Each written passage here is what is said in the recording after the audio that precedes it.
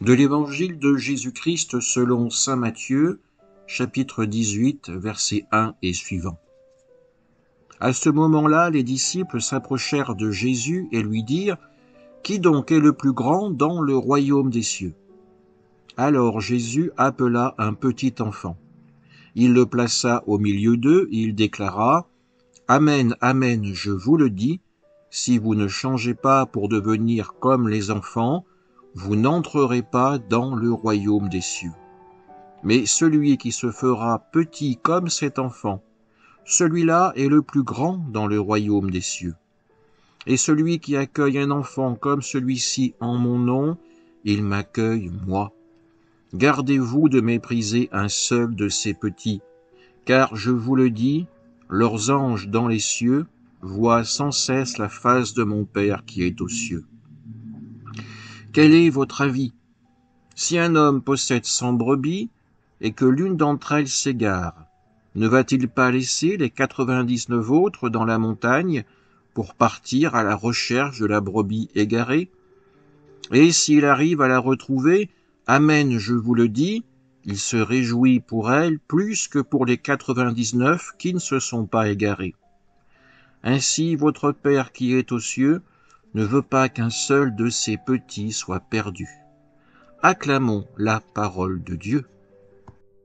Il est toujours bon, quand nous entendons ce passage de l'Évangile de Matthieu, de se rappeler du statut social de l'enfant à l'époque de Jésus. Ce statut, il est très différent de l'enfant roi de notre société actuelle. L'enfant au temps de Jésus n'a pas la même considération.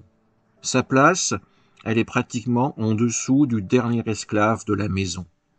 Un enfant ne travaille pas, ne rapporte rien, il n'est pas utile à la maison tant qu'il n'a pas atteint un certain âge. Donc, pour les disciples, accueillir un enfant auprès de Jésus, c'est faire perdre son temps à leur maître. Jésus leur rappelle aujourd'hui que même le plus petit des hommes a droit à tout l'amour de son Père. Oui, le Seigneur ne fait pas de discrimination en fonction du statut social, de la richesse, de la puissance des hommes.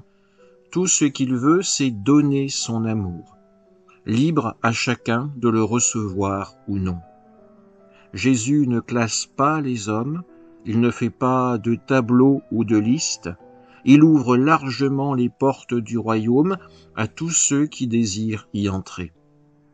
Aujourd'hui, essayons de transformer notre regard avec l'aide du Saint-Esprit pour avoir le même que Jésus et voir en ceux que nous croisons des frères, des sœurs et ne pas tenir compte de leurs différences. Amen.